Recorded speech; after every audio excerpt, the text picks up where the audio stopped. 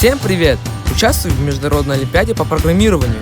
Балатек – это ежегодная международная олимпиада, которая будет проходить в виде онлайн-игры, где тебе нужно будет решать задачи и зарабатывать баллы.